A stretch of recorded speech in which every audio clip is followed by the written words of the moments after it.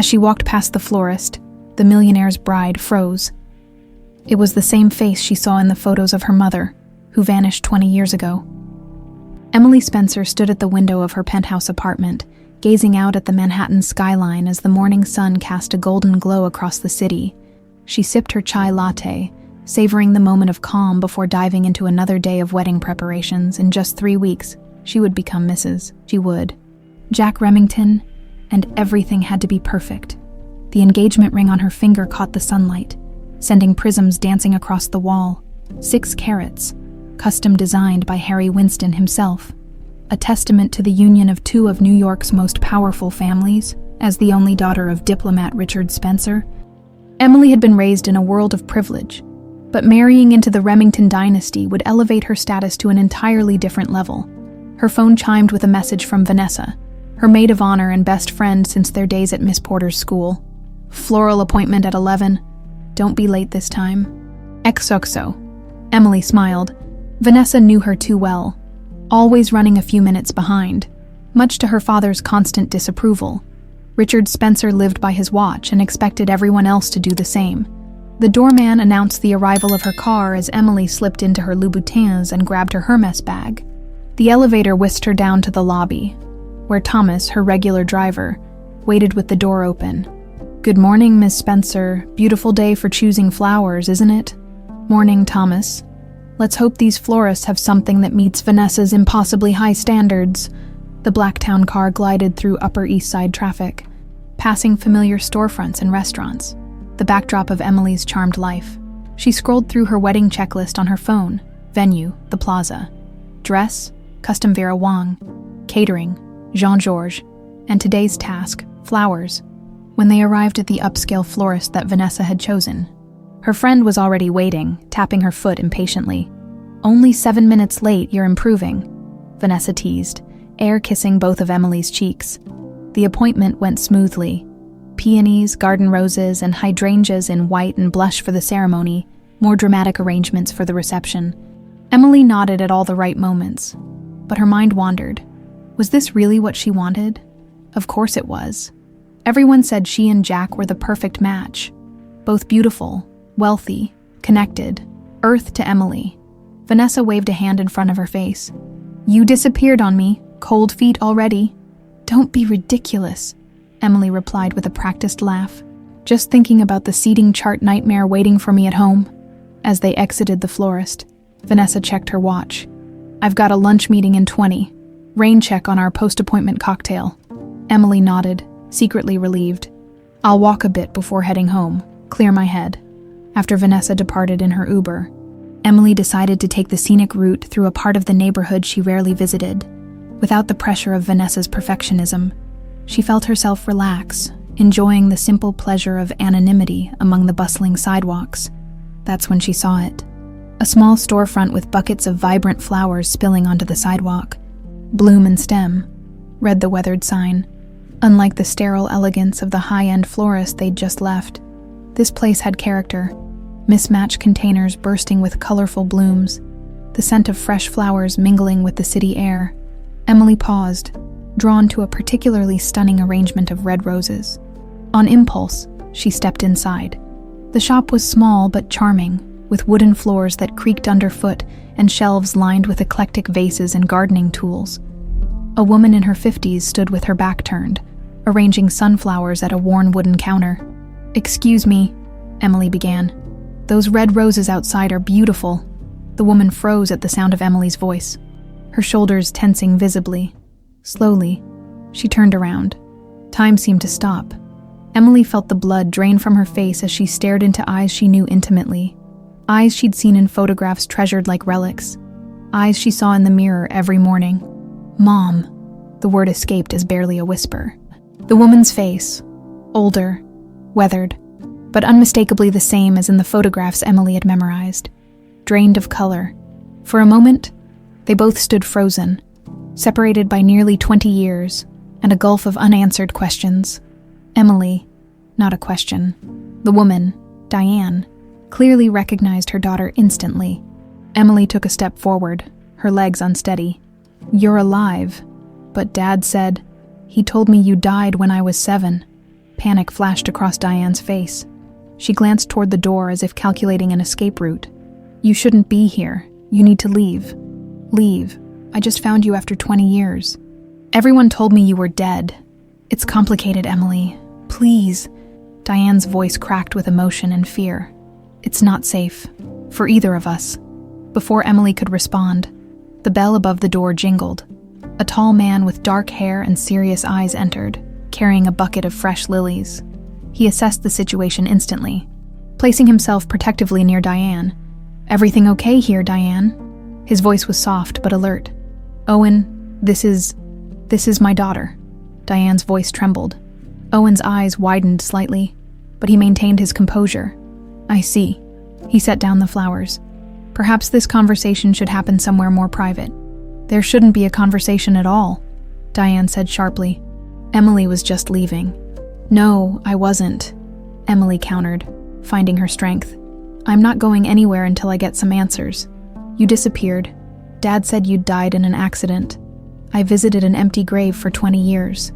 Diane flinched at each word. "Richard told you I died." Her voice was hollow. "What was I supposed to think? You vanished without a trace." Diane exchanged a meaningful glance with Owen. "Emily, please. You don't understand what you're stirring up. Go back to your life. Forget you saw me today. Forget. How could I possibly—" "Your father is a dangerous man, Emily," Diane cut in, her voice barely audible. "More dangerous than you could ever imagine." The words hung in the air. Impossible, and yet somehow ringing with truth. Emily felt the foundations of her perfectly constructed world begin to crack. "I'm getting married in 3 weeks," she said, the statement feeling suddenly hollow. Diane's eyes filled with tears. "To Jack Remington." It wasn't a question. Emily felt a chill run down her spine. "How did you know that?" "Because some things never change," Diane whispered. She reached for a business card and scribbled something on the back. "If you truly want answers, come to this address tonight. Alone. Tell no one. Especially not your father or Jack." Emily took the card, her hand trembling. "I deserve to know the truth." "Yes," her mother agreed, eyes filled with a lifetime of secrets. "You do, but the truth might cost you everything." As Emily stepped back onto the sunlit street, the elegant world she'd always known seemed suddenly like an elaborate stage set. Ready to collapse at the slightest touch, she slipped the card into her purse and hailed a taxi, her mind reeling with questions that threatened everything she'd ever believed about her life. Her mother was alive, and apparently, so were dangerous secrets. Emily sat frozen in the back of the taxi, her mother's business card burning a hole in her purse. The city blurred past her window, but she saw nothing, her mind replaying those few shocking moments in the flower shop over and over. "Miss, we're here," the driver said, breaking her trance. She'd given him her home address automatically, but now, as she stared up at her gleaming apartment building, it felt like a stranger's home, with mechanical movements. She paid the driver and stepped onto the sidewalk. "Good afternoon, Miss Spencer," the doorman greeted with his usual smile. "Beautiful day, isn't it?" Emily managed a weak nod as she crossed the marble lobby to the elevator, once inside her penthouse. She kicked off her heels and collapsed onto her sofa, finally pulling out the card that had been consuming her thoughts. "Bloom and Stem Florals," it read on the front. With the shop's address and phone number, she flipped it over to find an address hurriedly scrawled in faded blue ink. Not the flower shop, but somewhere in Brooklyn. Her phone buzzed. "Jack, dinner with the Vanderbilts tonight, don't forget. Car will pick you up at 7, wear the blue Dior. It matches my tie, love you." Emily stared at the message. So normal, so controlling. Had it always been this way and she'd never noticed? She texted back. "Not feeling well. Might need to skip tonight." His response came immediately. "I'll send Dr. Winters over, this dinner is important." Another buzz. "My father will be there." Of course, Arthur Remington's presence made it non-negotiable. The patriarch of the Remington family rarely appeared at social functions these days, preferring to pull strings from behind the scenes. His approval of Emily had been the final blessing for their engagement. "I'll try my best," she responded, knowing she was going to Brooklyn tonight instead. Emily walked to her bedroom and paused at the framed photograph on her nightstand. Her 7th birthday, the last one with her mother. Diane's smile looked strained now that Emily studied it closely. Had she known even then that she would disappear? That she would choose to let her daughter believe she was dead? Unless she hadn't chosen that at all. "Your father is a dangerous man," her mother had said. The thought sent ice through her veins. Emily had always known her father was strict, demanding, and sometimes cold, but dangerous. Richard Spencer was a respected diplomat, a pillar of New York society, a man whose approval she'd spent her entire life trying to earn. Her phone rang. Speak of the devil. "Hello, Father." "Emily?" His clipped tone was as familiar as always. "Jack tells me you're unwell." "Just a headache," she lied, surprised by how easily the deception came. "The Vandermilt dinner is crucial for the merger negotiations. Your absence would be inconvenient. Not I'm concerned about you or take care of yourself. Just inconvenient." "I understand," Emily said. "Good. I've taken the liberty of having Marta lay out appropriate attire. She'll be there at 5 to help you prepare." Before she could protest, he hung up. Emily checked the time. 3:30 p.m. She needed to move quickly. She changed into jeans and a simple blouse, clothes she rarely wore, and pulled her hair into a ponytail. After applying minimal makeup, she grabbed a nondescript coat from the back of her closet and her smallest handbag. The woman in the mirror looked nothing like the society princess who graced page 6. Emily slipped out through the service entrance, avoiding the main lobby where the doorman would certainly report her movements to her father or Jack. She'd never realized how monitored her life was until this moment when she needed privacy. The subway to Brooklyn felt like traveling to another planet. Emily had rarely used public transportation since high school. She clutched her bag against her chest, following the directions on her phone to the address her mother had written. It led her to a modest brownstone on a tree-lined street.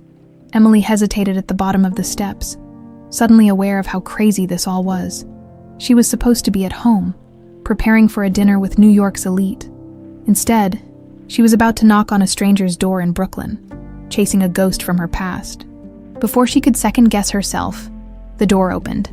Owen, the man from the flower shop, stood in the entryway. "You came?" he said simply, stepping aside to let her in. "Where's my mother?" Emily demanded, remaining on the stoop. "Inside," and speaking quieter would be prudent. His eyes scanned the street behind her. "Please, come in." Emily stepped into a small but tidy living room. The furnishings were modest, nothing like the designer pieces that filled her own home, but everything looked comfortable and well-loved. Bookshelves lined one wall, plants filled every available surface, and the scent of brewing tea filled the air. Her mother appeared in a doorway, looking smaller than Emily remembered. She wore simple linen pants and a cotton sweater, her once dark hair now streaked with silver. The elegant socialite from Emily's childhood photos had been replaced by this unassuming woman with work-roughened hands and tired eyes. "You shouldn't have come," Diane said, but her eyes told a different story. 20 years, Emily replied, her voice catching. "You let me believe you were dead for 20 years. "I know." Diane's eyes filled with tears. "I never wanted to leave you. You have to believe that." "Then why did you?" Owen cleared his throat. "I'll give you privacy." He disappeared into another room, leaving mother and daughter facing each other across 2 decades of absence. "Your father gave me no choice," Diane said after a long silence. "He threatened to kill me, Emily, and I believed him." Emily shook her head. "That's absurd. Dad can be cold." "But he's not a murderer," Diane finished. "He wasn't always, but power corrupts, and the company he kept, Arthur Remington, changed him." Emily felt her stomach drop at the mention of her future father-in-law's name. "What are you talking about?" "Please, sit down." Diane gestured to the sofa. "This isn't a simple story." Emily perched on the edge of the cushion, watching as her mother poured tea into mismatched mugs with trembling hands. "Your father's diplomatic career was a perfect cover," Diane began. "Trade missions, diplomatic immunity, connections in countries with lax banking regulations. A cover for what? Money laundering? At first, then arms dealing. Eventually, anything that would turn a profit." Diane's voice was flat, as if she'd rehearsed this explanation many times. "The Remingtons provided the business connections. Your father provided the diplomatic protection." Emily felt sick. "That's crazy. Dad works for the State Department." He serves his country. He serves himself, Emily, and the Remingtons. Diane reached for her daughter's hand, but Emily pulled away. I found out by accident financial records that didn't make sense.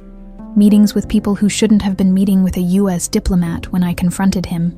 She trailed off, her hand unconsciously touching her neck. Emily noticed for the first time a faint scar partially hidden by the collar of her sweater. He did that to you. Diane nodded. He said if I ever spoke a word, if I tried to take you with me, he'd find me and finish the job, and he'd make sure you suffered too. Owen returned, placing a folder on the coffee table. Show her, Diane. Not yet, Diane protested. It's too much at once. She's marrying Jack Remington in 3 weeks, Owen said firmly. There's no time for gentle revelations. Emily looked between them. What aren't you telling me? Owen opened the folder and slid a faded photograph toward her. It showed younger versions of her father and Arthur Remington, arms around each other's shoulders, standing over what looked like a mass grave. Bogota, 1998, Owen said quietly. A village that opposed their mining operations. Everyone who lived there disappeared overnight. Emily pushed the photo away. This doesn't prove anything. It's just the beginning, Diane said sadly. Emily, the man you're about to marry is cut from the same cloth. You don't know Jack, Emily protested. But even to her own ears, the words lacked conviction. I know his father, Diane replied, and the apple never falls far from the tree. Emily returned to her apartment just before 7 p.m., her mind spinning with her mother's revelations. She'd left the brownstone with promises to be careful and to meet again. But now, as she rushed to dress for the Vanderbilt dinner, those promises felt like weights dragging her down into a world she no longer recognized. Miss Spencer, thank goodness you're back. Marta, the housekeeper her father had sent, looked frazzled. Mr. Remington has called 3 times. The car will be here in 15 minutes. I'm sorry, Marta, I lost track of time. The housekeeper efficiently steered Emily toward the bathroom. Quick shower. I've set everything out. Under the hot spray, Emily tried to gather her thoughts. The photographs her mother had shown her. Her father with Arthur Remington in places he had no diplomatic reason to visit, standing with known criminals, examining shipments of unmarked crates. None of it was definitive proof of criminal activity. But together, the images painted a disturbing picture. Your dress, miss. Marta held out the sapphire blue Dior that Jack had requested. Emily slipped into it mechanically as Marta zipped the back. Beautiful as always. Beauty won't matter much in a family built on blood money, Emily thought, but forced a smile. Thank you, Marta. The car arrived precisely on time. Emily descended in the elevator, her mind formulating a plan. If what her mother said was true, there might be evidence in her father's study, the one room in his mansion that was always kept locked. Good evening, Miss Spencer. The driver greeted her. Mr. Remington is looking forward to seeing you. I'm sure he is, Emily murmured, sliding into the back seat. The Vanderbilt's 5th Avenue penthouse was ablaze with lights when she arrived. Jack was waiting in the lobby, handsome in his tailored suit, his smile tightening when he saw her. You're late, he said, kissing her cheek. Are you feeling better? Much, thank you. The lies were becoming easier. My father is already here. He specifically asked about you. Emily suppressed a shudder. Arthur Remington had always made her uneasy, even before her mother's accusations. There was something cold in his eyes that no amount of charming smiles could disguise. The dinner proceeded like countless others in her social circle. Fine wine, gourmet food, conversation carefully curated to display wealth without vulgarity. Emily played her part flawlessly, years of social training taking over while her mind worked on her next move. Emily, dear, Arthur Remington addressed her directly during dessert. Jack tells me you visited a quaint little flower shop today, slumming it before the wedding. Emily nearly choked on her souffle. How did he know? Had she been followed? I was in the neighborhood, she said carefully. They had some lovely arrangements. Indeed, Arthur's smile didn't reach his eyes. Small businesses have such character, not always reliable for important events, though. The warning was clear. Emily felt Jack's hand tighten on her knee under the table. Of course, she agreed. We've already contracted with Bergman's for the wedding. Arthur nodded, seemingly satisfied, but Emily noticed him exchange a glance with her father across the table. Richard Spencer's expression remained impassive, but something in his eyes sent a chill down her spine. The evening dragged on interminably. When Jack finally escorted her home, he lingered at her door. "I'll come up," he said. Not really a question. "Actually, I'm still not feeling my best," Emily lied. "Rain check." Jack's expression hardened briefly, before smoothing into concern. "Of course, rest up." He kissed her forehead. "I've had to reschedule our cake tasting to tomorrow afternoon. I'll send a car at 2. Emily nodded, hiding her irritation at his presumption. Had he always rearranged her schedule without asking? Once alone, Emily kicked off her heels and went straight to her home office. She needed to find proof, something more substantial than old photographs. She booted up her computer and began with a simple search. Richard Spencer diplomat controversy. Nothing relevant appeared. Next, she tried Remington global investment scandals. Only puff pieces and press releases.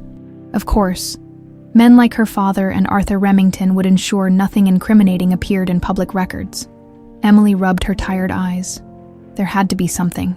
She tried to remember anything unusual from her childhood. Strange visitors, hushed conversations, unexplained trips. The safe in her father's home office. Behind the Monet, she'd caught glimpses of it a few times when he thought she wasn't watching. It must contain something important. Emily checked her watch. Nearly 1 a.m. Her father would be home from the dinner by now, but likely in bed. She grabbed her keys and phone, then hesitated. What if this was all a wild goose chase based on the delusions of a woman who'd abandoned her daughter 20 years ago? But the scar on her mother's neck hadn't been a delusion, nor had the fear in her eyes. 20 minutes later, Emily let herself into her father's mansion using her emergency key. The house was dark and silent as she crept toward his study, grateful for the plush carpets that muffled her footsteps. The study door was locked, as expected. Emily reached up to the molding above the door frame, finding the spare key exactly where it had always been. Some habits never changed, even for supposedly dangerous men. Inside, the room smelled of leather, aged whiskey, and her father's cologne. Emily went directly to the Monet, carefully lifting it to reveal the wall safe behind. Now for the combination. She tried his birthday. Error, her birthday. Error, the day her mother supposedly died. Error. Emily bit her lip. 3 failed attempts might trigger some sort of alarm. She needed to think. What would her father, a man obsessed with diplomacy and appearances, use as a code, on a hunch? She tried the date he received his first major diplomatic appointment. The safe clicked open. Inside were stacks of documents, a passport that wasn't in her father's name, and a USB drive. Emily quickly photographed as many documents as she could with her phone, then copied the USB drive contents to her phone, using an adapter she'd brought just in case. She was about to close the safe when a small velvet pouch caught her eye. Inside was her mother's wedding ring, the one her father had claimed was lost with her body. Emily pocketed it as final confirmation of her father's lies. As she carefully replaced the painting, a floorboard creaked in the hallway. Emily froze. "Looking for something, daughter." Her father stood in the doorway, perfectly composed in his monogrammed robe, a snifter of brandy in his hand. His voice was calm, but his eyes were ice. "Dad, I couldn't sleep and I thought maybe some of Mom's old things might be in here," she improvised. "Gee." Richard Spencer studied her face. "At 2 a.m. in my locked study? How resourceful of you to find the key." Emily forced a laugh. "You always kept it in the same place. Remember when I was 12 and snuck in to get my birthday present early?" A flicker of genuine warmth passed over his features. "You were always too clever for your own good." He moved into the room, setting his brandy on the desk. "Did you find what you were looking for?" "Not really," Emily lied, intensely aware of her phone burning in her pocket, filled with incriminating evidence. "Just feeling nostalgic before the wedding, I guess." Her father nodded slowly. "Wedding jitters are normal, but the Remington alliance is advantageous for everyone. Alliance, not marriage, as if she were a medieval princess being traded to secure a treaty." "Of course," she said. "I should get home. Big day tomorrow with the cake tasting." Richard walked her to the front door. "Emily," he said as she stepped outside, "family loyalty is paramount. I trust you remember that." The threat beneath the platitude was unmistakable. "Always, Dad," she promised. the lie bitter on her tongue. As her taxi pulled away, Emily finally allowed herself to tremble. She'd gotten what she came for, but at what cost? Her father knew something was wrong. The careful facade she'd maintained was cracking. She needed to see the evidence she'd collected, to know for certain whether her mother's accusations were true, and she needed someone trustworthy to help her understand what she'd found. She pulled out her phone and texted the number Owen had given her. "Need to talk. First thing tomorrow. I have proof." Emily woke to the sound of her phone ringing. She fumbled for it, squinting at the bright screen. 7:30 a.m. "Owen, I got your text," he said without preamble. "Meet me at the coffee shop on Bedford and North 7th in an hour. Come alone and make sure you're not followed." "I'm not in a spy movie," Emily muttered, still half asleep. "No, you're in something much more dangerous," Owen replied. "These men don't play games, Emily." 1 hour. He hung up. Emily dragged herself out of bed, her mind racing. The events of the previous night felt surreal in the morning light. Had she really broken into her father's safe? The data copied to her phone confirmed she had. She dressed carefully in nondescript clothes again. Jeans, a plain sweater, sneakers, and pulled a baseball cap low over her face. Before leaving, she copied the stolen data to a cloud account she'd created with a new email address. Insurance, this time. She took extra precautions. She rode the elevator down to the parking garage instead of the lobby, walked several blocks before hailing a cab, then got out early and took the subway the rest of the way to Williamsburg. It felt ridiculous, but her father's warning about family loyalty echoed in her mind. The coffee shop was busy with morning commuters. Owen sat in a corner booth, a laptop open in front of him. He looked different today. Sharper, more focused, less like a simple florist and more like someone accustomed to high-stakes situations. "You weren't followed?" he asked as she slid into the seat across from him. "I don't think so. Is that really necessary?" "Your father knew you were in that flower shop within hours," Owen reminded her. "And you're engaged to a Remington, so yes, it's necessary." Emily pulled out her phone. "I found these in my father's safe last night, along with my mother's wedding ring that he claimed was lost when she died." Owen's eyebrows rose. "You broke into his safe. That was either very brave or very foolish." "He caught me," Emily admitted, "but I think I convinced him I was just feeling sentimental before the wedding." "Let's hope so." Owen plugged her phone into his laptop and began transferring the files. "What exactly are we looking for?" "Proof that my mother was telling the truth. That my father and the Remingtons are involved in." Emily hesitated, unable to say the words. "Criminal enterprises, money laundering, arms dealing, murder," Owen supplied, his voice matter of fact. Emily winced. "All of it." Owen worked silently for several minutes, scanning through documents with practiced efficiency. "Most of this is in code," he said finally. "But there are patterns. Shipping manifests disguised as diplomatic pouches, wire transfers to shell companies, nothing explicitly illegal, but suspicious. What about the USB drive? Encrypted, it'll take time to crack." Emily's shoulders slumped. "So we have nothing concrete." "I didn't say that." Owen turned the laptop toward her. "Look at these dates and locations. They match perfectly with unexplained disappearances and violent incidents in these regions. Your father was present for all of them, officially on diplomatic missions." Emily stared at the screen, trying to process what she was seeing. Her father, the man who'd taught her to ride a bike, who still sent her flowers on her birthday, connected to mass disappearances and violence. "I need more," she said finally. "This is all circumstantial." Owen sighed. "Your mother mentioned a letter, something she found before she fled." "She never showed me a letter, because we don't have it," he admitted. "She mentioned it when we first met years ago, but she had to leave it behind when she escaped. Said it was too dangerous to take with her." Emily frowned. "Then it could still be in our old house. Dad sold it after Mom died. But maybe it's long gone," Owen said. "But your mother said she hid it inside something your father would never throw away." Emily's mind raced through possibilities. What would her father keep, even after his wife supposedly died? Not her clothes or jewelry. Those had disappeared, not her books or personal items.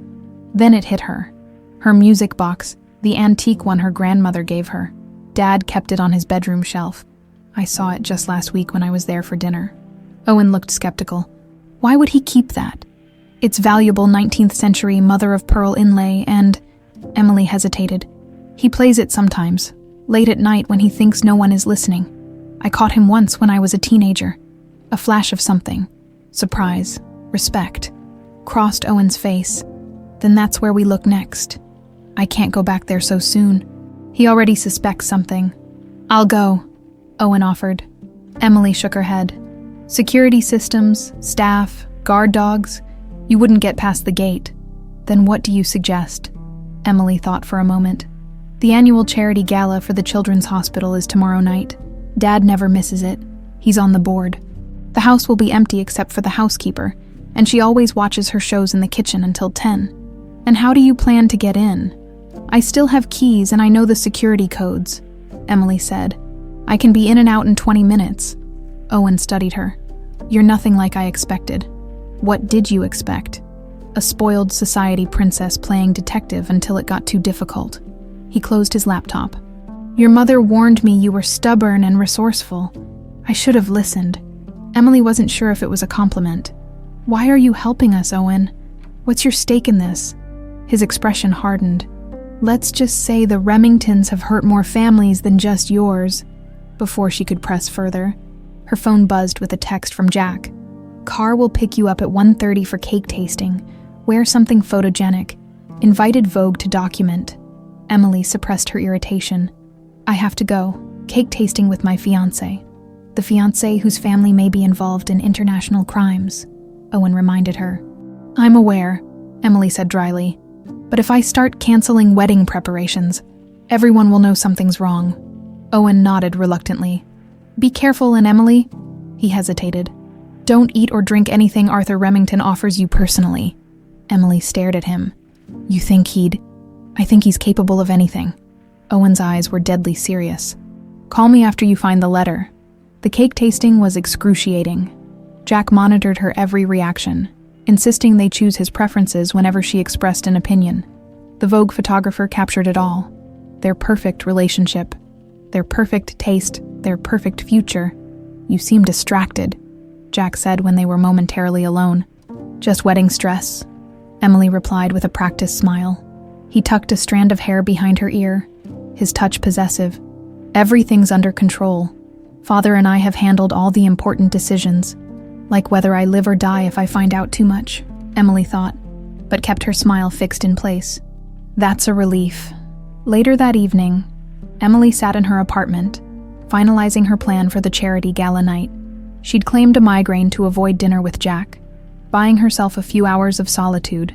As she was reviewing the security layout of her father's house, she noticed a small antique chest tucked away on her bookshelf, her childhood jewelry box that her mother had given her on her 7th birthday.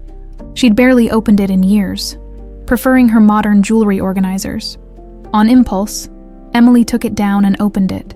Inside were the expected childhood treasures: a plastic ring from a cereal box, her first pair of pearl earrings, a friendship bracelet, but something seemed off about the velvet lining. She pressed along the edges until she felt a slight give in one corner. Carefully, she pried up the lining to reveal a folded piece of paper underneath. Her hands trembled as she unfolded it. The handwriting was unmistakably her mother's. My dearest Emily, if you're reading this, something has happened to me. I've discovered terrible things about your father's work with the Remingtons, things I cannot ignore, though acknowledging them puts us both in danger. Richard is not the man I married. Money and power have corrupted him beyond recognition. The diplomatic missions, the overseas investments. They're facades for operations I can scarcely believe are real. I've confronted him, and his reaction terrified me.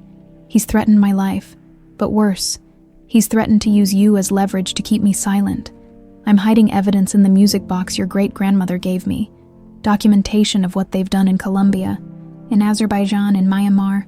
People have died. Emily, many people, if I disappear, do not trust your father. Do not trust the Remingtons. Trust no one until you find the truth. I love you more than life itself. Remember that always. Mom. Emily stared at the letter, tears streaming down her face. The confirmation she'd been looking for had been waiting for her all along.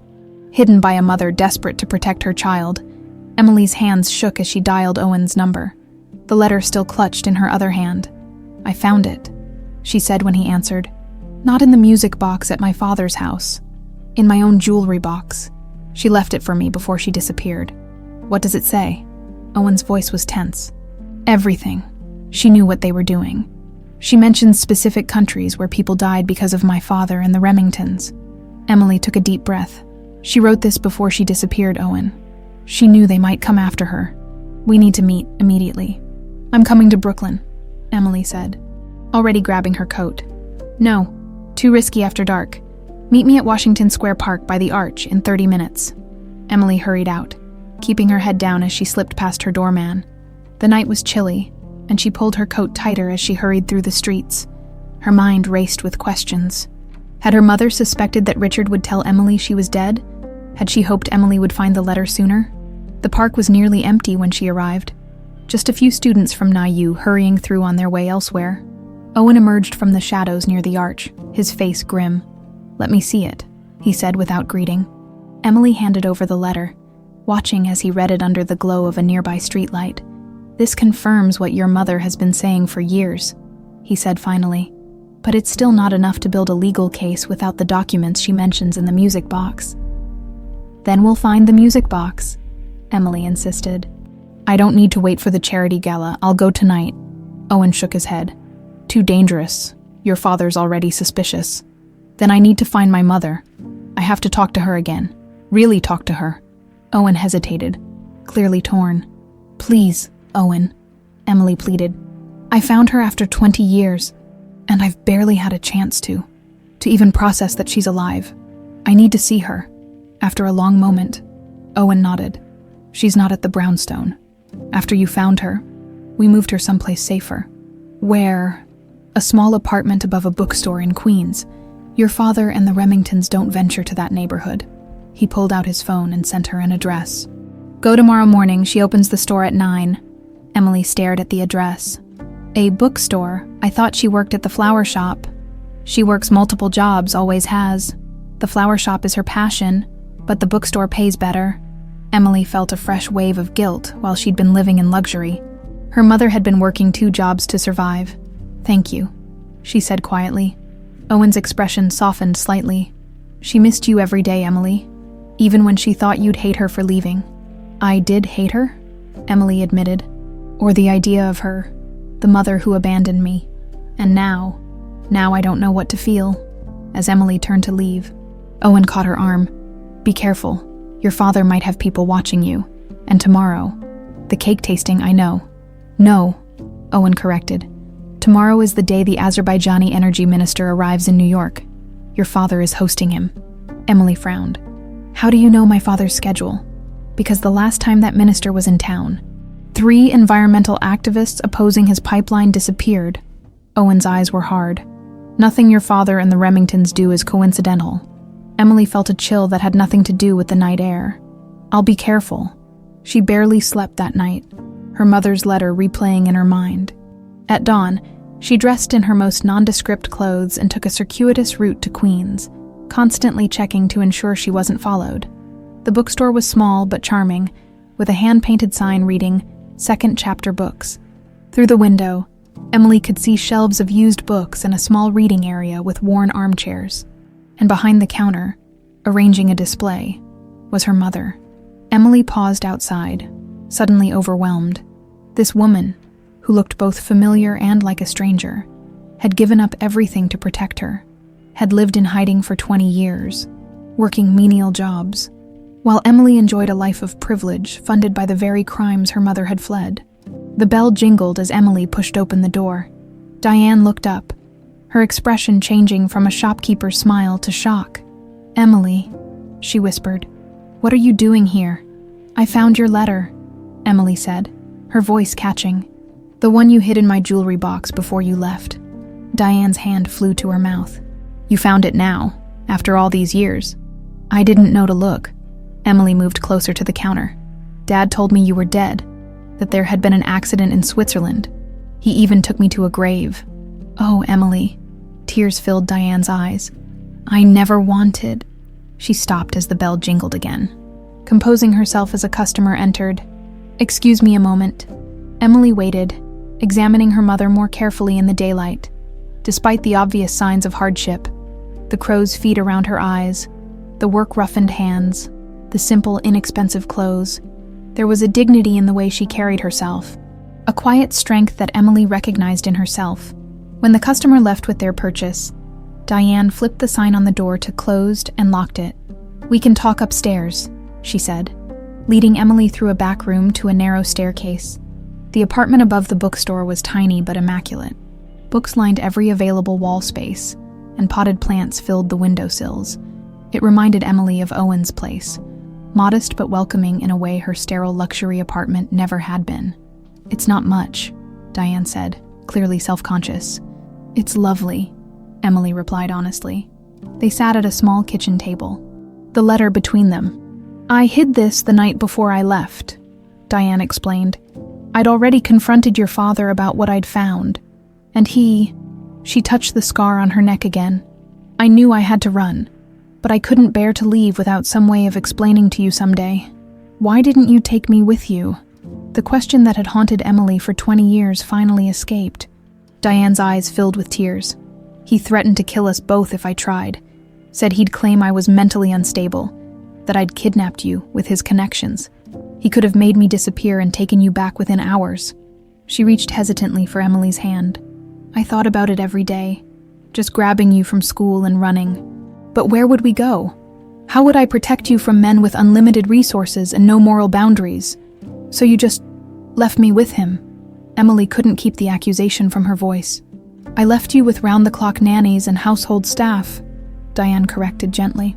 "Your father was hardly ever home. And I thought," she swallowed hard, "I thought if I disappeared, he'd have no reason to hurt you. You were his pride and joy, his perfect society daughter, his pawn," Emily said bitterly. "His connection to the Remington family." Diane nodded sadly. "The engagement to Jack was probably planned before you were old enough to date." "It was," Emily confirmed. "Dad started mentioning the Remington boy when I was in high school, arranged accidental meetings at charity events, made sure we attended the same universities, and now the wedding is 3 weeks away." "Less than that now," Emily said. "But it's not going to happen. Not anymore. Be careful." "Emily," Diane warned, "these men don't simply let go of their plans. If you try to break the engagement, I know the risks, but I can't marry into that family knowing what I know now. Then we need to find the documents I hid all those years ago," Diane said. "Proof that even Richard's diplomatic connections can't erase." "The music box," Emily confirmed. "I'll get it at the charity gala tomorrow night." "I should come with you," Diane offered. "I know exactly where I hid the papers." "Absolutely not," Emily said firmly. "If Dad or anyone connected to him sees you, you'll be in danger all over again. And you won't be. I'm still the obedient daughter in their eyes, the society princess preparing for her perfect wedding." Emily's lips curved into a determined smile. "They have no idea who I really am." Diane studied her daughter's face, recognition and pride dawning in her eyes. "You're so much stronger than I was. I had a good example, even if I didn't know it." Emily reached across the table and squeezed her mother's hand. "We're going to expose them, Mom. All of them. Together." As she left the bookstore an hour later, Emily felt a newfound sense of purpose. The confusion and betrayal still burned, but alongside them grew a fierce determination. She had spent 20 years mourning a mother who had sacrificed everything to protect her. She wouldn't waste another day living the life her father had designed. The charity gala couldn't come soon enough. The Remington Tower dominated the Midtown skyline. 90 stories of gleaming glass and steel topped with the distinctive R logo illuminated against the New York sky. Emily had been here countless times before. Charity events, dinner parties, the engagement announcement. But today, as she rode the private elevator to the penthouse offices, the building felt like enemy territory. "Miss Spencer," Arthur Remington's assistant greeted her when the doors opened. "Mr. Remington is expecting you." Emily forced a smile. Jack had called that morning, insisting she join them for lunch to discuss wedding details. She'd agreed, recognizing the opportunity to gather more information. Arthur Remington's office occupied the entire top floor, with floor-to-ceiling windows offering a panoramic view of the city he considered his personal kingdom. He rose from behind his massive desk as Emily entered, his smile not quite reaching his eyes. "Emily, my dear." He kissed her cheek, his touch cold, radiant as always. "Thank you for inviting me, Mr. Remington." Emily had never called him by his first name, despite his repeated insistence. Today, the formality felt like a small rebellion. "Jack will join us shortly. He's finalizing details for our Azerbaijani guests." Arthur gestured toward a seating area where lunch had been arranged. "I thought we might have a moment to ourselves." Emily's pulse quickened, remembering Owen's warning. "Don't eat or drink anything. Arthur offers personally." "How thoughtful," she said, taking a seat. "Though I had a late breakfast." Arthur poured 2 glasses of wine, handing one to Emily. A toast to family. His eyes never left her face. The Spencers and Remingtons together at last. Emily raised her glass but didn't drink. An alliance generations in the making, it seems. "Indeed," Arthur's smile tightened. "Your father and I have long believed our families share certain values." "Which values are those, exactly?" Emily asked, her tone deliberately innocent. "Loyalty, discretion, understanding the necessary compromises that power requires." Emily set her untouched wine on the table. Interesting choice of words. Necessary compromises. Arthur studied her with narrowed eyes. "You've seemed distracted lately, Emily. Jack mentioned you've been absent, both physically and mentally. Wedding stress," Emily said smoothly. "So many details. Yet you've been missing appointments with the wedding planner." Arthur's voice hardened. "Visiting parts of the city where a woman of your standing has no business. So she had been followed." Emily kept her expression neutral. "I wasn't aware my movements were being monitored. Family looks after family, my dear. Your safety is paramount, especially in these uncertain times." Arthur leaned forward. "Your father mentioned you've been asking questions about your mother recently."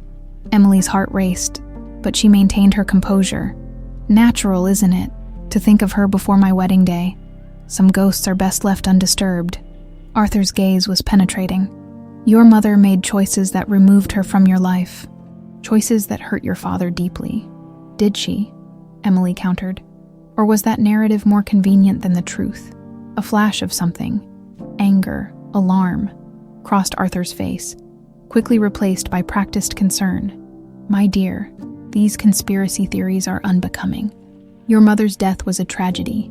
"But who said anything about conspiracy theories?" Emily interrupted. "And I don't recall mentioning her death." The tension in the room was palpable as they stared at each other, the pretense of casual conversation abandoned. "There you are." Jack's voice broke the standoff as he strode into the office. "Sorry I'm late." Emily rose to greet him, grateful for the interruption. Jack kissed her mechanically before assessing the atmosphere. "Everything okay here?" "Perfectly fine," Arthur said smoothly. "I was just telling Emily how important family loyalty is in these difficult times." "Dad's been giving you the loyalty speech," Jack laughed, but his eyes were watchful. "Don't let him intimidate you, babe. He gives everyone the same talk." Emily forced a smile. "It's good advice. Knowing who you can trust is crucial." Lunch proceeded with superficial conversation about wedding details. Emily picked at her food, inventing excuses not to eat much, while carefully steering the conversation toward business matters. "The Azerbaijani energy minister's visit seems significant," she ventured. "Dad mentioned negotiations have been tense." Jack and Arthur exchanged a glance. "Nothing we can't handle," Jack said dismissively. "Just standard pipeline negotiations." "Hardly standard if environmental activists are disappearing," Emily murmured, immediately regretting the slip. The silence was deafening. "What an odd thing to say," Arthur finally remarked, his tone light but his eyes glacial. "Where would you hear such nonsense?" Emily backpedaled quickly. "Oh, just something I read online. You know how dramatic those environmental blogs can be." "Indeed." Arthur's smile was reptilian. "The internet is full of misinformation." When lunch finally ended, Jack walked Emily to the elevator, his hand gripping her elbow too tightly. "What the hell was that?" he hissed once they were alone. "Activists disappearing? Are you trying to embarrass me?" Emily pulled away from his grasp. "It was just something I read. Jack, I didn't realize it was such a sensitive topic." "Everything about my family's business is sensitive," he snapped, Do you think we built this empire by having our affairs discussed over lunch? No, Emily said coldly. I imagine you built it through other means entirely. Jack grabbed her arm again, his fingers digging into her flesh. What's that supposed to mean? Nothing. Emily extracted herself again. I'm tired and stressed. The wedding will proceed exactly as planned, Jack said, his voice suddenly calm again. You'll be a beautiful bride, and afterward you'll be a proper Remington wife. Supportive, discreet, and above all, loyal. The elevator doors opened, and Emily stepped inside, fighting to keep her expression neutral. Of course, as the doors closed, she caught a final glimpse of Jack's face, handsome, familiar, and completely untrustworthy. How had she never seen it before? Instead of going home, Emily directed her driver to a small park several blocks away. Once alone on a bench, she called Owen. It's worse than we thought, she said without preamble. They know I've been asking questions. They've been following me. Are you safe? Owen's concern was evident even through the phone. For now, they're suspicious, but still believe they control me. Emily took a deep breath. Jack practically threatened me, said the wedding would proceed exactly as planned. We need to move faster, Owen decided. The charity gala is tonight. Yes, but I don't think I can wait until Dad leaves. He might have someone watching the house. Then we need a distraction. Owen was silent for a moment. I think it's time you met some of my associates. Associates. People who've been gathering evidence against the Remingtons for years.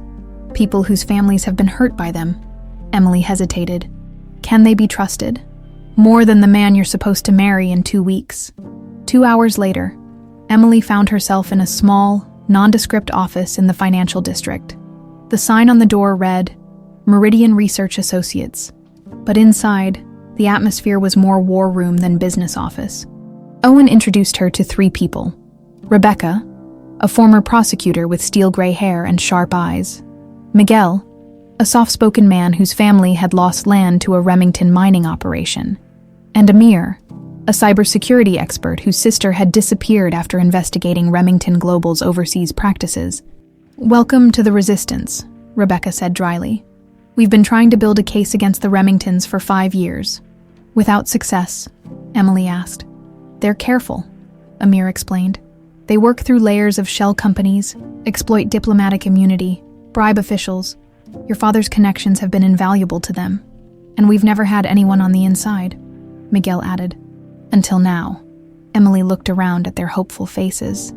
I'm not sure how much help I can be. More than you know, Owen said, placing a laptop in front of her. This is everything we've gathered. Bank transfers, witness testimonies, property records, all circumstantial, all inadmissible in court.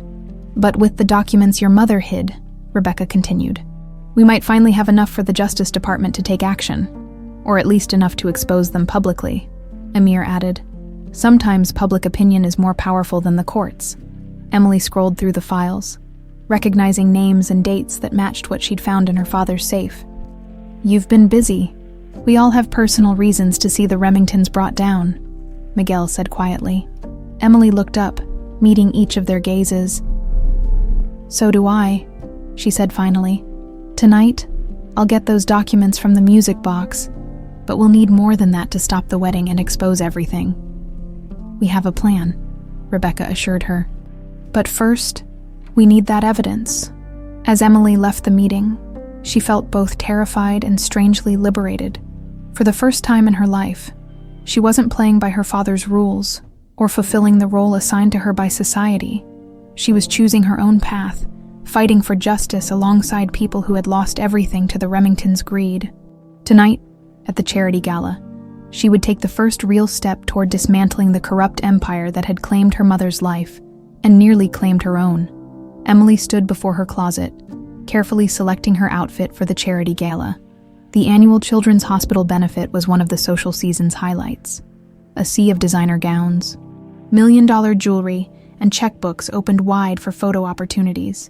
In previous years, Emily had spent weeks choosing the perfect dress, but tonight, her concerns were far more practical. She selected a sleek black Givenchy with hidden pockets inside the structured bodice, pockets where she could conceal whatever documents she found in her mother's music box. Her phone buzzed with a text from Jack. "Car will pick you up at 7. Father says wear the diamond set he gave you for our engagement." Emily grimaced.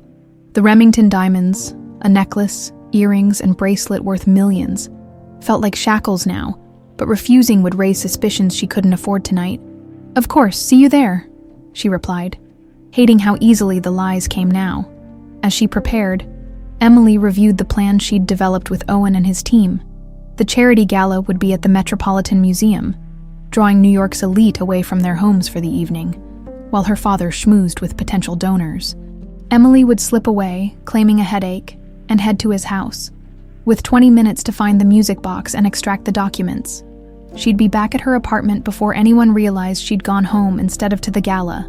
Simple, clean, and with minimal risk, assuming no one was watching the house. Her intercom buzzed. "Miss Spencer, Mr. Remington's car is here."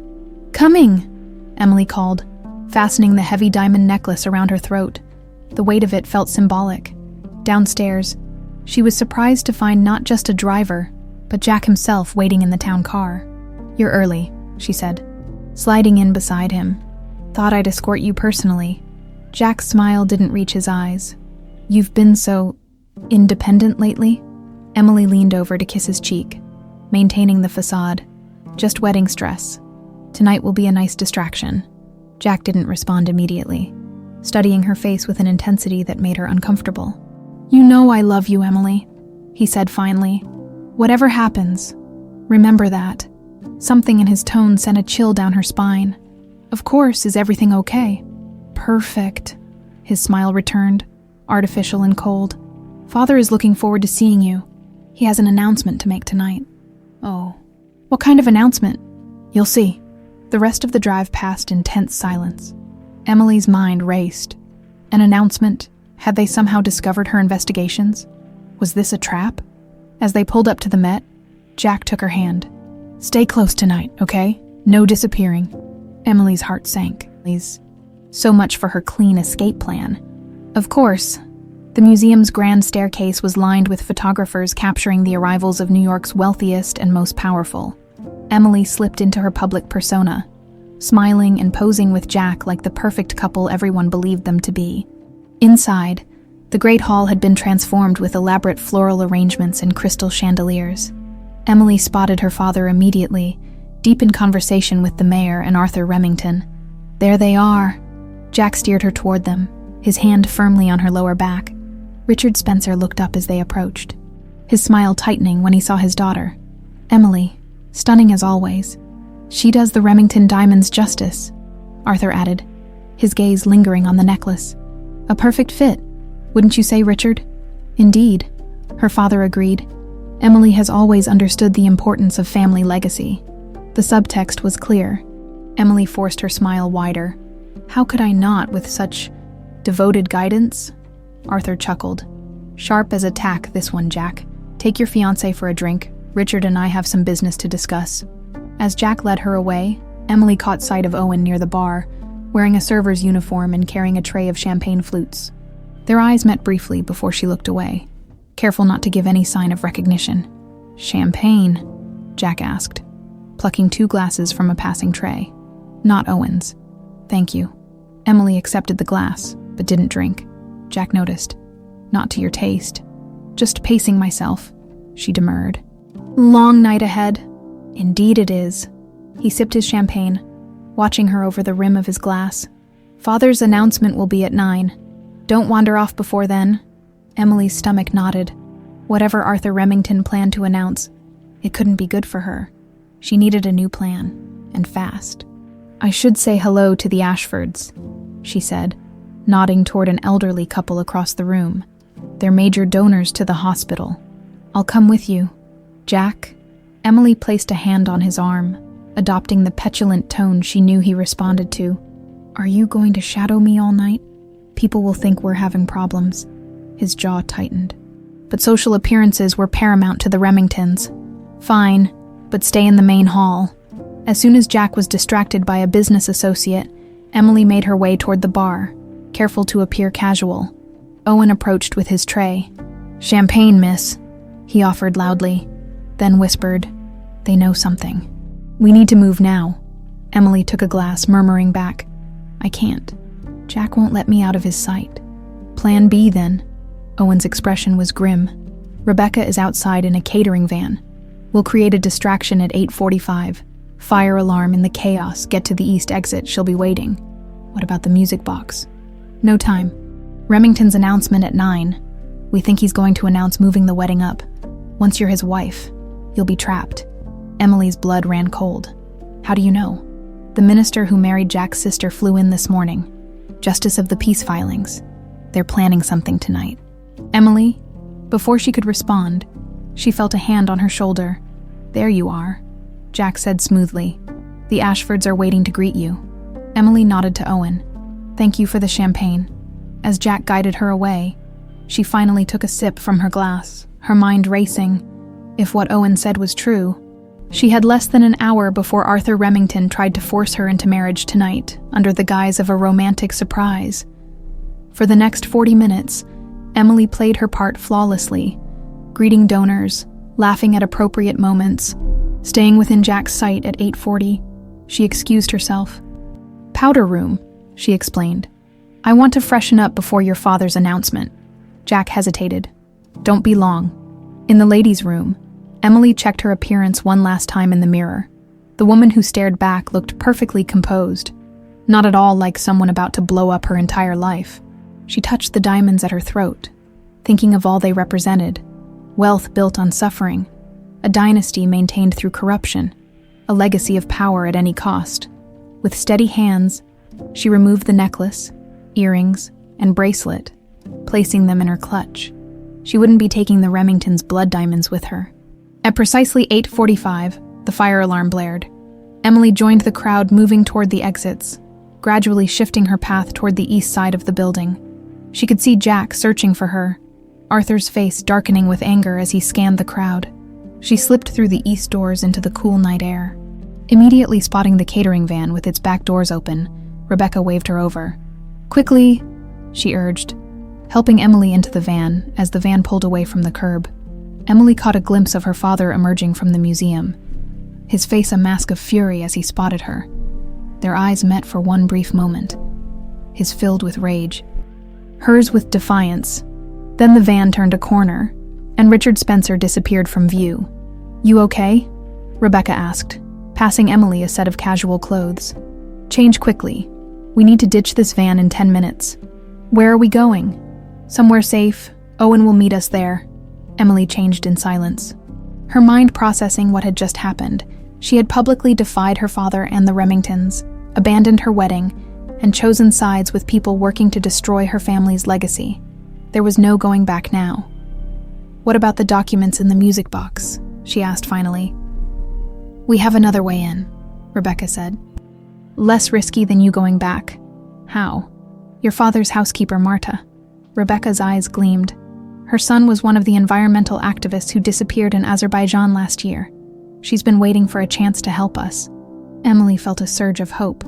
"So we still have a chance to get the evidence." "Better than that," Rebecca replied, passing her a burner phone. "Check your texts." Emily looked down at the phone to find a message from an unknown number with a photo attached. It showed the inside of her mother's ornate music box, its false bottom removed to reveal a packet of documents.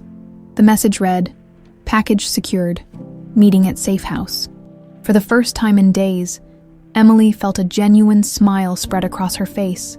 They had a fighting chance now, not just to stop her wedding, but to bring down the corrupt empire her father and the Remingtons had built. As the van navigated through Manhattan's busy streets, Emily Spencer, society princess, obedient daughter, perfect fiancée, disappeared. In her place emerged someone new, a fighter, a truth seeker, a woman determined to right decades of wrongs, no matter the personal cost. The music box had yielded its secrets at last. The safe house was a modest apartment above a laundromat in Queens. Far from the Upper East Side world Emily had left behind, the windows were covered with blackout curtains, and the furniture was sparse but functional. Emily sat at a scratched kitchen table, surrounded by documents spread out before her. "These are worse than I imagined," she said softly, examining a stack of photos showing her father and Arthur Remington meeting with known arms dealers in various locations around the world. Diane, who had been waiting at the safe house when they arrived, placed a comforting hand on her daughter's shoulder. "I only saw a fraction of this before I ran. The rest must have been added over the years." Owen and Rebecca were methodically organizing the documents into categories: financial records showing money laundering through diplomatic channels, photographs documenting meetings with criminal organizations, and most damning of all, internal memos discussing the removal of obstacles, a euphemism for the disappearances and deaths that had followed the Remington-Spencer business dealings. "This is enough to destroy them," Rebecca said, her voice tight with restrained emotion. "Diplomatic immunity won't protect Richard from this level of evidence." Emily lifted a memo with her father's distinctive signature authorizing a cleanup operation in Azerbaijan that coincided with the disappearance of 3 environmental activists, the same activists Marta's son had been working with. "Where is Marta now?" she asked. "Safe," Owen assured her. "We moved her to a location even we don't know. Better that way." Emily nodded, understanding the precaution. By now, her father and the Remingtons would be hunting for everyone connected to her. Her burner phone buzzed with a text from Amir. "Your face is all over the news. Heiress abandons gala, wedding in question. Remington making public statement tomorrow. They're trying to control the narrative," Rebecca observed, reading over Emily's shoulder. "Classic damage control. They'll say you got cold feet, that you're emotionally unstable." "Let them," Emily said with newfound resolve. "Their lies won't matter once we release these documents." "About that," Owen interjected, his expression serious. "We need to discuss timing. The wedding is still officially on, less than 36 hours from now." "I'm not going through with it," Emily stated firmly. "Of course not." Diane squeezed her daughter's hand.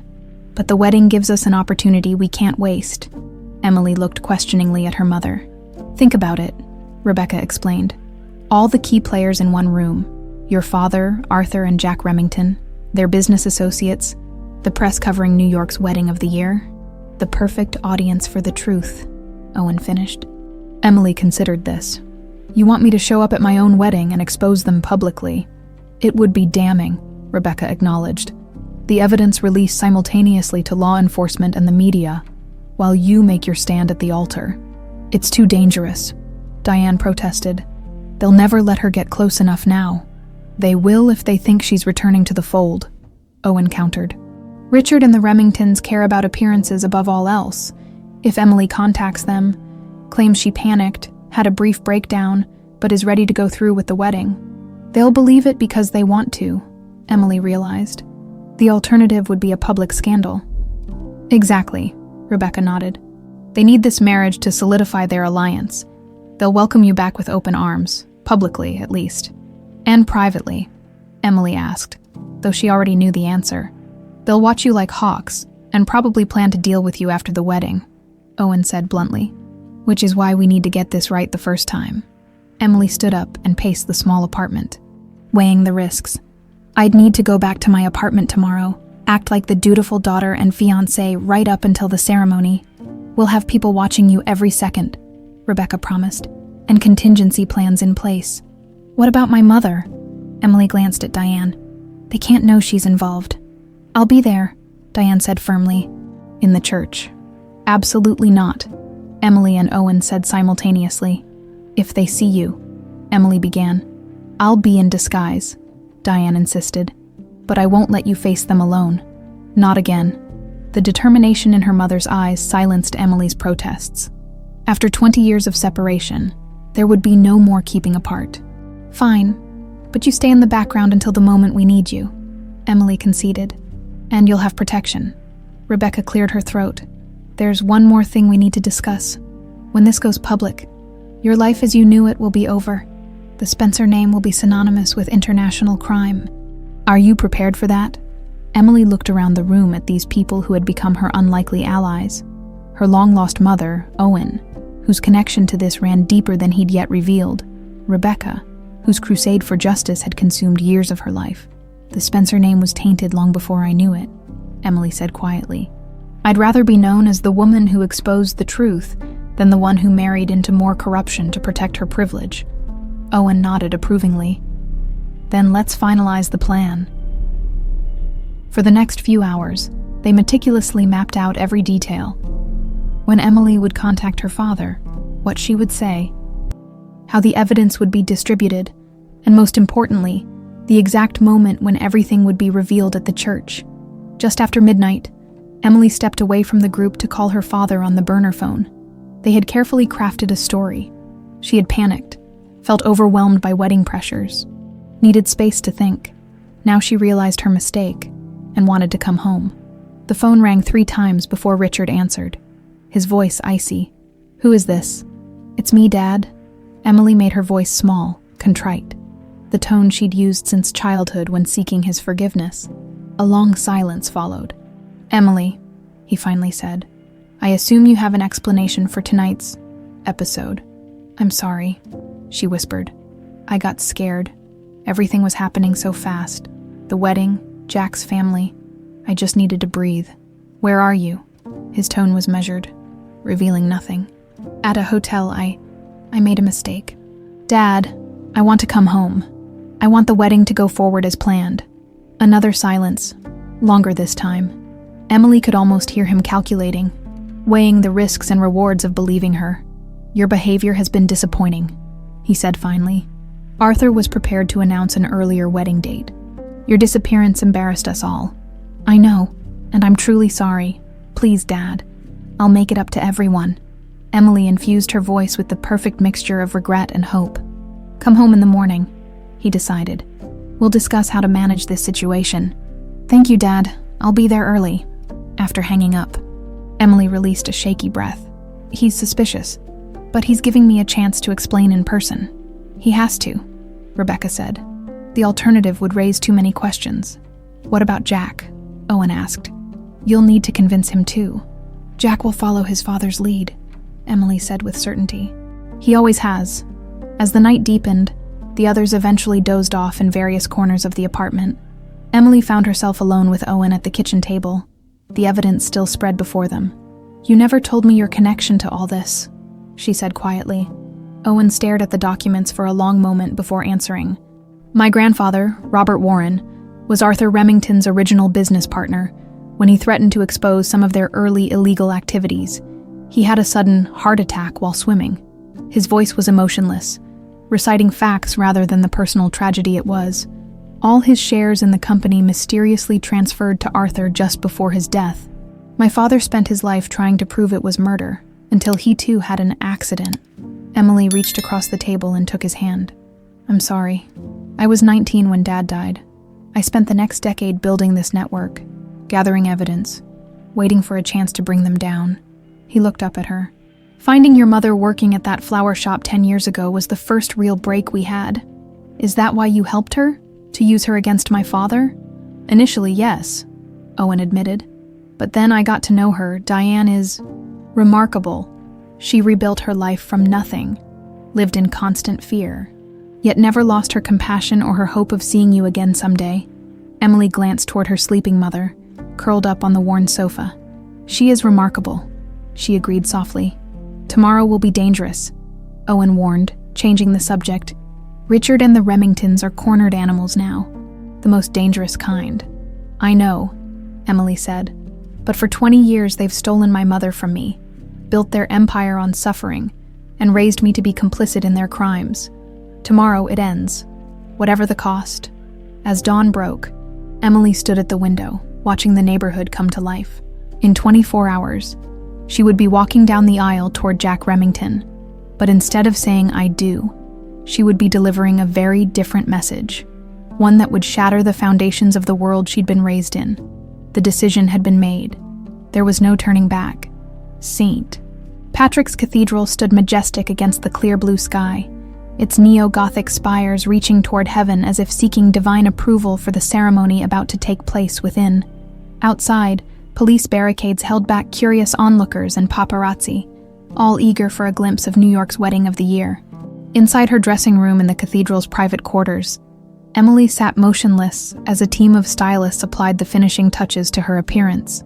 The Vera Wang gown, a confection of silk, lace, and subtle crystal embellishments, had been delivered at dawn, along with a handwritten note from Jack that read simply, "See you at the altar. You look stunning, Miss Spencer." the head stylist gushed, adjusting the cathedral-length veil. Absolutely perfect. Emily met her own eyes in the mirror. The woman staring back looked like a stranger, flawlessly made up, adorned with Spencer family heirlooms. Her father had pointedly not returned the Remington diamonds. The picture of a society bride. Only the determined set of her jaw betrayed the truth that simmered beneath the surface. A soft knock at the door announced her father's arrival. Richard Spencer entered, resplendent in his morning suit, his silver hair perfectly coiffed, his smile practiced and public-ready. "Everyone out," he commanded the styling team. "I need a moment with my daughter." Once they were alone, his smile vanished. "I trust you've recovered from your episode," he said coldly. "Completely," Emily assured him, her voice steady. "Pre-wedding jitters, that's all." Richard studied her face. Arthur was not pleased. It took considerable persuasion to convince him the wedding should proceed as planned. "I'm sorry, Dad." Emily lowered her eyes in practiced contrition. "I won't disappoint you again." "See that you don't." He paced the small room. "The Remington alliance is crucial, especially now our Azerbaijan venture faces complications, more disappearing activists." The words slipped out before Emily could stop them. Richard froze, his eyes narrowing. "What did you say?" "Nothing." Emily backpedaled quickly. "Just something I read online." Her father approached, stopping inches from her. "Who have you been talking to, Emily?" "No one, Dad, I swear." "Your little vanishing act," he continued, his voice dangerously soft, "coincided with some concerning security breaches at my home. Items missing, files accessed." Emily's heart raced, but she maintained her composure. "I don't know anything about that." For a long moment, Richard studied her face, his expression unreadable. Finally, he stepped back. "The ceremony begins in 20 minutes. Regardless of whatever foolish notions you may have entertained recently, you will walk down that aisle, say your vows, and become Mrs. Jack Remington. The consequences of any other outcome would be severe." The threat hung in the air between them. "I understand," Emily said quietly, with a curt nod. Richard turned to leave. At the door, he paused. "That music box of your mother's?" he said without turning around. "It disappeared from my bedroom. You wouldn't know anything about that, would you?" Emily's breath caught. "Why would I? You've always kept it locked away." "Indeed." Richard's hand tightened on the doorknob. "A shame. I was rather fond of it." After he left, Emily released a shaky breath. He knew, or at least strongly suspected. But it was too late to change the plan now. Everything was in motion. Her phone buzzed with a text from Owen. "All in position. Press briefing packets distributed to major outlets. Timed for release during ceremony. Rebecca has FBI contact standing by." Emily tucked the phone away just as Vanessa bustled in, resplendent in her maid of honor gown. "There's my runaway bride," she exclaimed, embracing Emily. "God, you had everyone in a tizzy." Arthur Remington looked like he was going to burst a blood vessel. Emily forced a laugh. "Just needed to clear my head." "Well, you picked a dramatic way to do it," Vanessa said, adjusting Emily's veil. "I've never seen your father so angry. But all's well that ends well, right? You're about to become Mrs. Jack Remington and live happily ever after." "If only you knew," Emily thought. "The guests are all seated," Vanessa continued, oblivious to Emily's inner turmoil. "Everyone who's anyone in New York is out there. Oh, and there are some serious security guys checking everyone," Jack's father insisted. "Apparently," Emily nodded. "This was expected. Have you seen anyone? Unusual? Anyone who doesn't belong?" Vanessa frowned. "No. Why would—" She stopped, understanding dawning.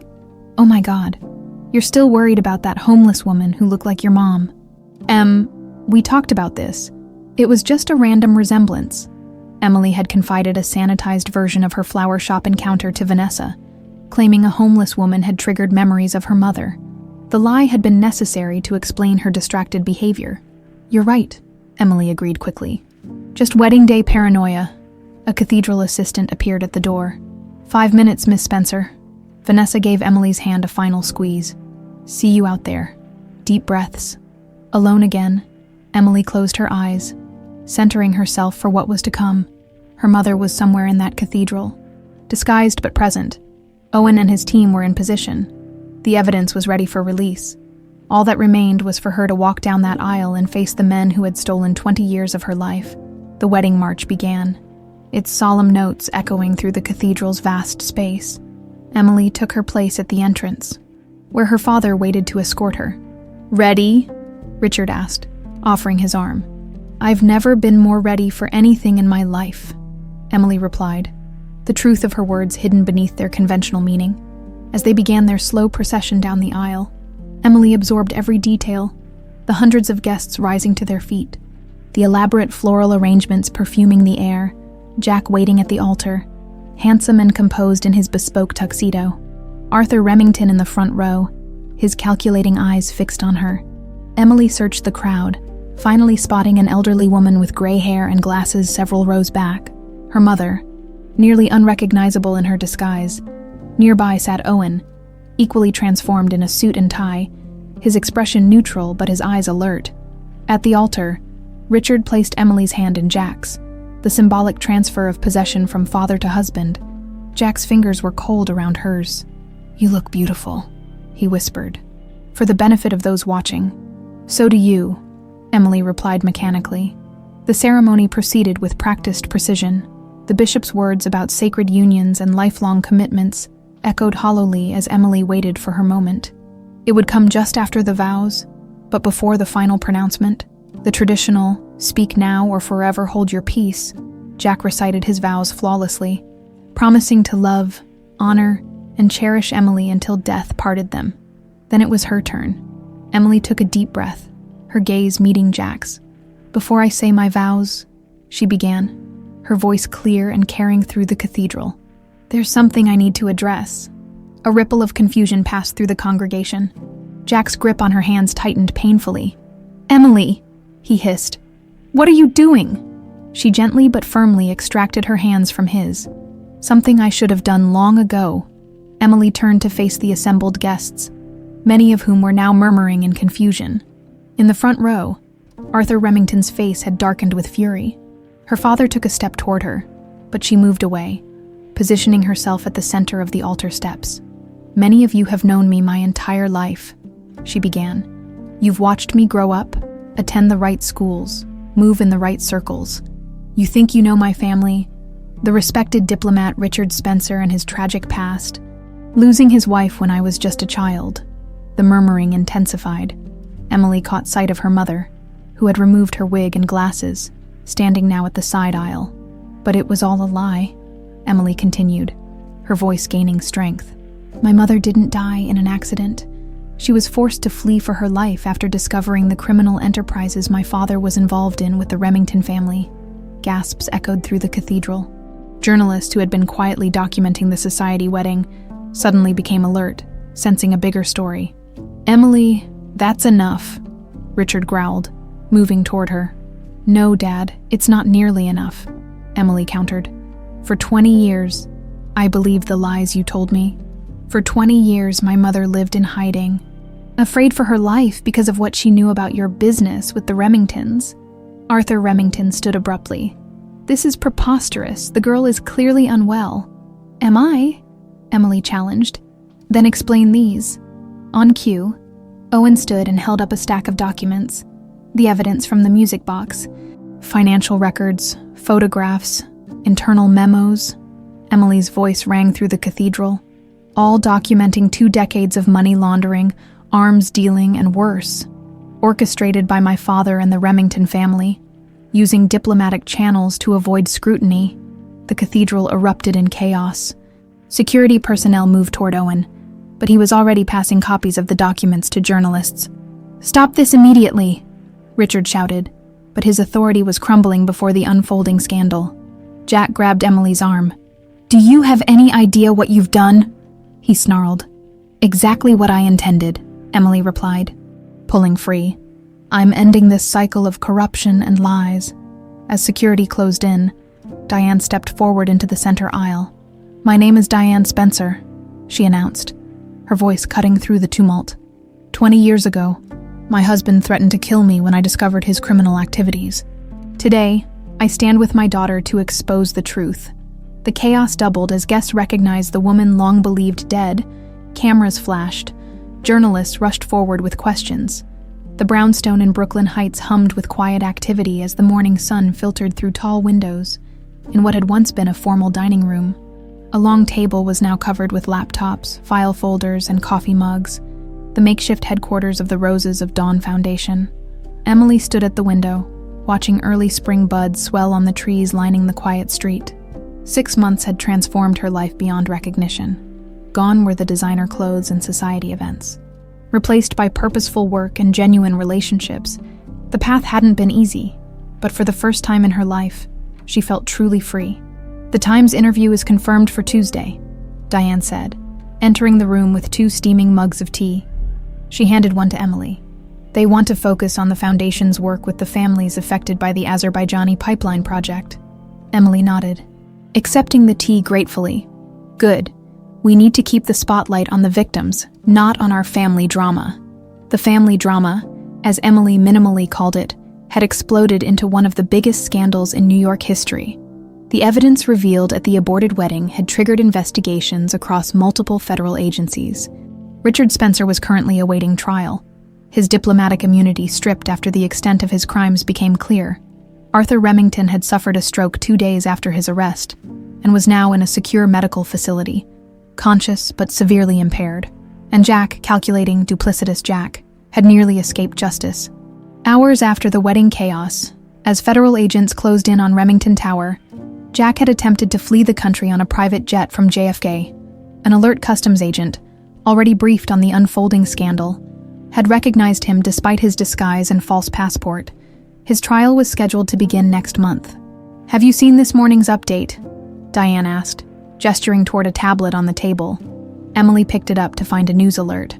"Former Remington global executive agrees to testify against Remington family in exchange for reduced sentence." "Another one turns," Emily remarked. "The house of cards keeps falling."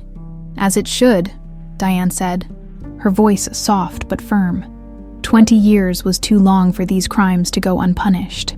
The doorbell rang, echoing through the brownstone. Diane went to answer it while Emily continued reviewing the morning's correspondence. Letters from women around the world sharing stories of loved ones who had disappeared after crossing powerful interests. The Roses of Dawn Foundation had been established with a clear mission: to support families of the disappeared and to advocate for accountability from corporations and governments involved in human rights abuses. Emily had funded it initially with her trust fund, money she had accessed before her accounts were frozen in the investigation. Ironically, the wealth her father had accumulated was now being used to undo the damage he had caused. "Delivery for you," Diane announced, returning with a small package. Emily accepted it cautiously. Their new address wasn't widely known for security reasons. The return address showed only bloom and stem florals. "It's from Owen," she said, a smile tugging at her lips. Inside the package was a small, exquisitely crafted silver brooch in the shape of a rose, its petals just beginning to open. A note accompanied it. "Thought you might want a break from saving the world. Coffee at 2. Oh, Emily pinned the rose to her sweater, her fingers lingering on the delicate craftsmanship. Her relationship with Owen had evolved slowly over the past months, from reluctant allies to friends to something not yet defined but full of promise. He understood her in ways no one else could, having walked a similar path of disillusionment and redemption. "He's good for you," Diane observed with a mother's intuition. "Grounded, genuine, the opposite of everything I was raised to value," Emily agreed with a wry smile. "The opposite of everything Richard trained you to accept," Diane corrected gently. "But not the opposite of who you truly are. You always had a good heart, Emily. Even as a child, your father couldn't corrupt that." Emily hugged her mother, still marveling at the simple joy of being able to do so after 20 years of absence. Their relationship had required healing. There had been difficult conversations, tears, and gradual rebuilding of trust. But the foundation of love had remained intact, preserved like the letter Diane had hidden all those years ago. "The legal team's here," called Rebecca from the front hall. Since the wedding day revelations, she had become the Foundation's legal director, bringing her prosecutorial experience to bear against corporate criminals. The morning passed in a blur of meetings, strategy sessions for upcoming congressional testimony, reviews of new cases, planning for a documentary that would tell the stories of families affected by the Remington Spencer operations. By early afternoon, Emily was ready for a break. "I'm meeting Owen for coffee," she told Diane, grabbing her coat. "Back in a couple hours." The neighborhood cafe was just 2 blocks away, a cozy spot that had become their regular meeting place. Owen was already there when she arrived, 2 cups of coffee on the table before him. "The rose is beautiful," Emily said by way of greeting, touching the brooch. "Your work." "My grandfather taught me silversmithing before he died," Owen replied. "It helps me think." They fell into easy conversation, deliberately avoiding foundation business for a while. These moments of normalcy had become precious to Emily. Simple human connection without the weight of their shared mission. "I've been thinking," Owen said finally, his tone shifting to something more serious. "The foundation's growing. You're making real impact. But there's something missing." Emily raised an eyebrow. "What's that?" "Joy," he said simply. "Purpose is essential, but so is happiness." "I am happy," Emily protested. "Happier than I've ever been. Content, maybe. Fulfilled by the work." "Definitely." Owen leaned forward. "But when was the last time you did something just for the pleasure of it?" Emily opened her mouth to respond, then closed it again. He was right.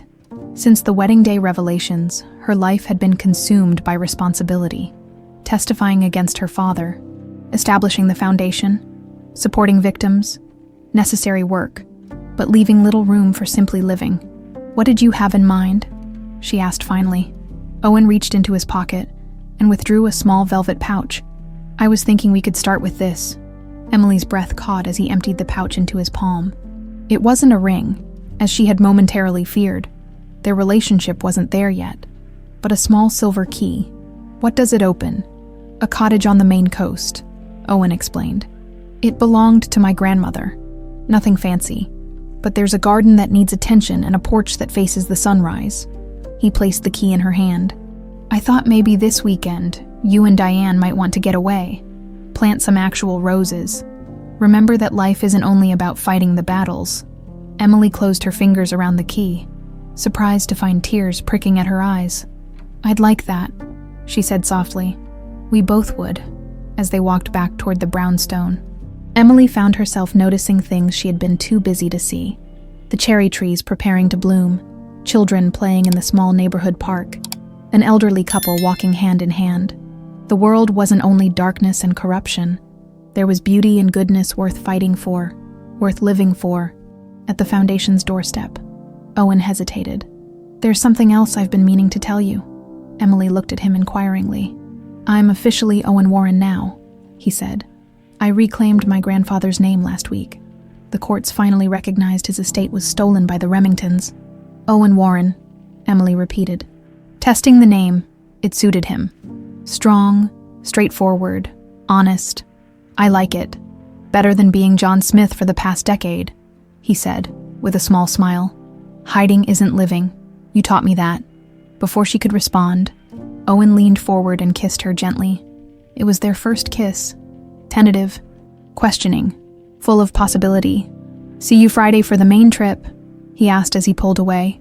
Emily nodded, a genuine smile spreading across her face. "I'll bring the rose bushes." As Owen walked away, Emily turned toward the brownstone with its Roses of Dawn Foundation plaque beside the door. Inside, her mother and their growing team continued the work of justice and healing. Ahead lay challenges, certainly. The trials, the testimonies, the long process of holding powerful people accountable. But for the first time, Emily could envision a future beyond the struggle. A cottage garden, silver roses, dawn spent in peace rather than planning the next battle. The pain of the past had indeed flowered into justice, and, unexpectedly, into love and the promise of new beginnings.